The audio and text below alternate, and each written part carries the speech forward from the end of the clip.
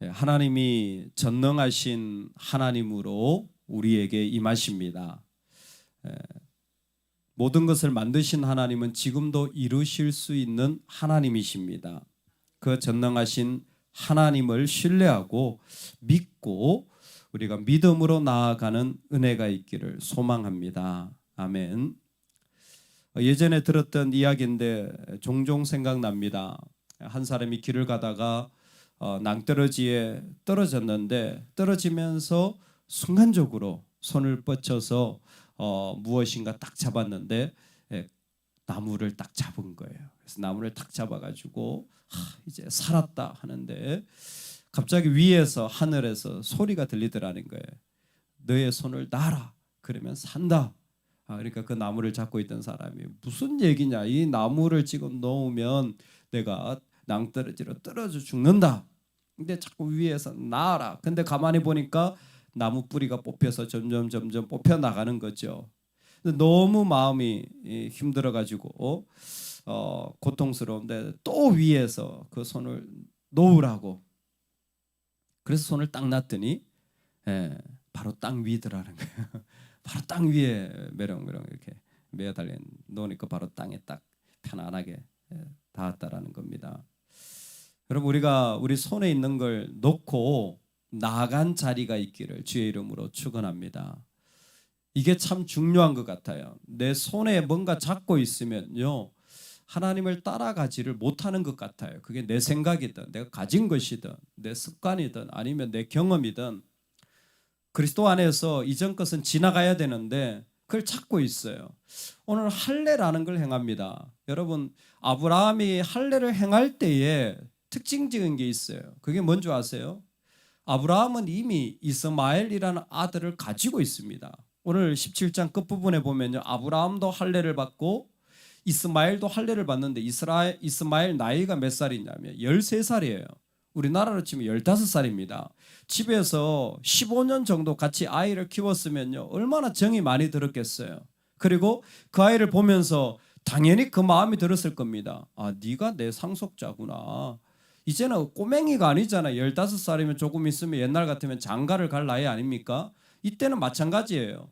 이미 아이가 결혼을 해서 상속을 충분히 할 수 있는 아이가 내 수중에 있는 겁니다. 그런데 그때 하나님이 다시 한번 아브라함에게 나타나시는 거예요.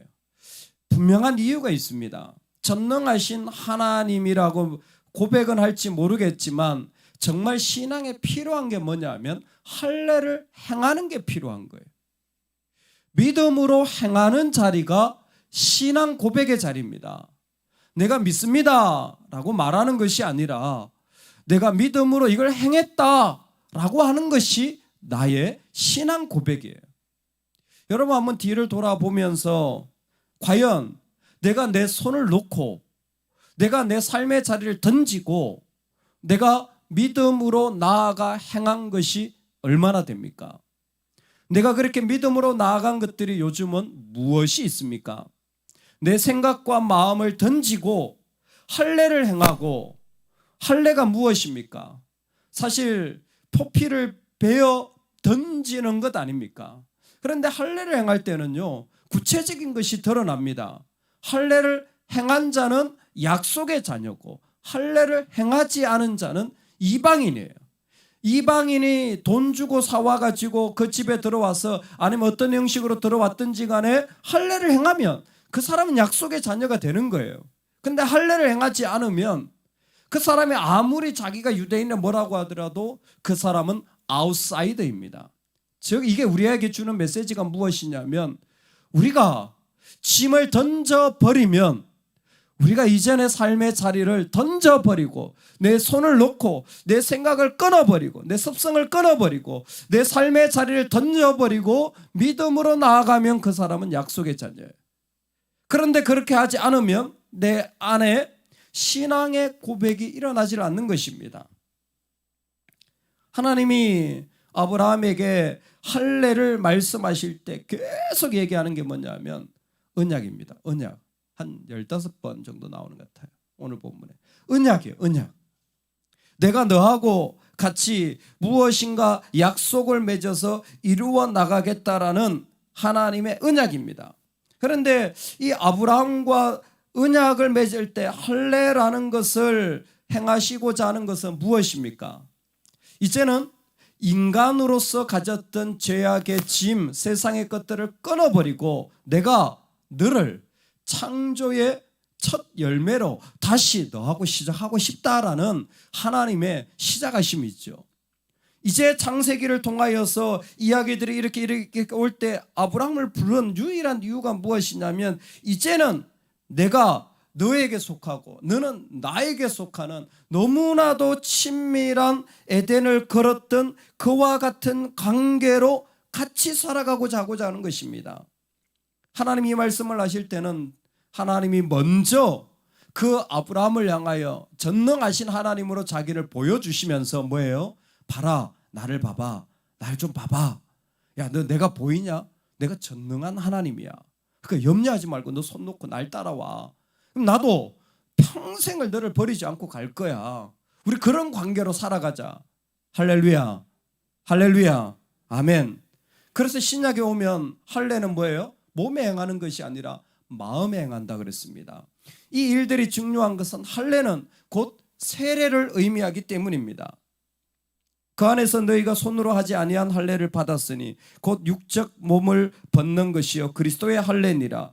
너희가 세례로 그리스도와 함께 장사한 바 되고 또 죽은 자들 가운데서 그를 일으키신 하나님의 역사를 믿음으로 말미암아 그 안에서 함께 일으키심을 받았느니라. 아멘. 정확한 해석이에요. 할례는요, 하나님 앞에서 예수 그리스도로 말미암아 장사한 바 되었다라는 거예요. 그리고 믿을 때에 다시 일으킴을 받는 부활의 역사를 경험한다라는 겁니다. 여러분, 오늘 우리가 우리 마음의 일들을 던져버리고 내 손을 놓고 내가 그리스도와 함께 장사 지내서 내가 죽은 그 자리가 무슨 자리? 내 신앙의 고백의 자리라는 거예요. 그 자리가 있을 때 내가 진짜 신앙 고백을 한다라는 겁니다. 그래서 내가 하나님의 역사하실 것을 믿음으로 나아간 그 자리가 내 신앙 고백인데 이게 왜 이렇게 중요합니까? 여러분, 아브라함과 하나님의 언약을 맺잖아요. 그런데 희한한 말씀이 있어요. 우리 오늘 말씀 21절인데요. 제가 읽어드리겠습니다. 내 언약은 내가 내년 이 시기에 사라가 내게 낳을 이삭과 세우리라. 아멘. 아니, 하나님 지금 아브라함과 이 언약을 세운 거 아닙니까? 근데 뭐예요? 너의 아들, 네가 낳을 아들, 네가 낳을 아들 이삭, 네가 낳을 아들이라는 거예요. 그 이삭이 누구냐면 네가 낳을 아들이라는 거예요. 네가 믿음으로 행한 그 결과물이 진정한 언약이라는 거예요. 너하고 시작했지만 너하고 낳을 그 아들 이삭이 진짜 언약의 증표라는 겁니다. 이걸 가리켜서 계대신앙이라 부릅니다. 언약은 본질적으로 계대신앙이에요. 우리가 가지고 있는 믿음은요, 계대적입니다. 계대적이라는 게 뭡니까? 아버지에게서 아들로, 아들에게서 그 아들로 이어지는 것이 신앙의 본질이라는 것입니다. 믿으십니까? 그래서 하나님의 자신을 나타내실 때 끊임없이 아브라함의 하나님, 이삭의 하나님, 야곱의 하나님 자꾸 이야기를 하시는 거예요. 내 아내 사례를 이제 사례라 하지 말고 사라라 하여라.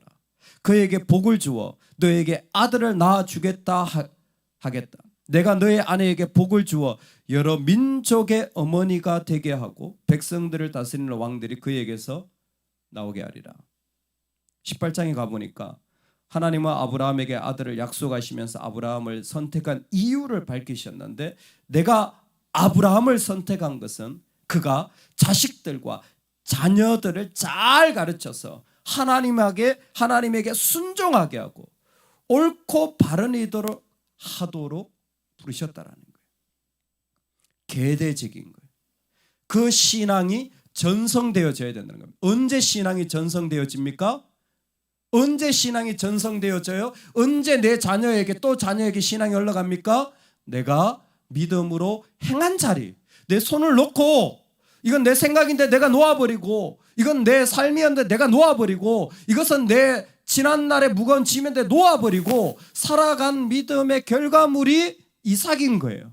그때 신앙이 전성되어지는, 그게 포피를 자르는 할례였습니다. 놀라운 것은 이겁니다.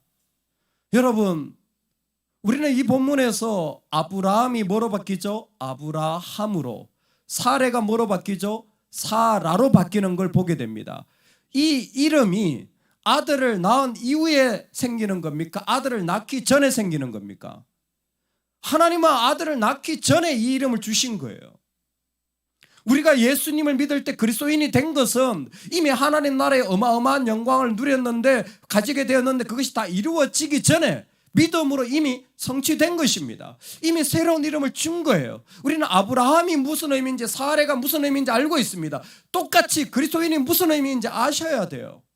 그리스도인이 무슨 의미입니까? 나에게 아들이 일어나지 않았지만, 나에게 아직 그런 일들이 나에게 보여지지 않았지만, 오늘 그 일을 내가 믿음으로 행하며 나아가는 거예요. 내 삶의 포피를 잘라버리고 내 안에 있는 죄에, 내 안에 있는 나의 모습에, 내 안에 있는 내 깊은 불신앙의 자리, 내 안에 있는 지금도 믿음으로 나아가지 못하는, 하나님을 꼭 붙잡지 못하는 일들을 쫓아버리고 나아간 그 자리가 바로 그리스도인의 진짜 모습이라는 겁니다. 할렐루야.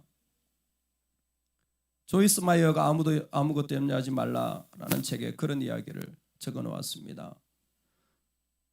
요셉과 마리아가 하나님으로부터 메시지를 듣게 됩니다.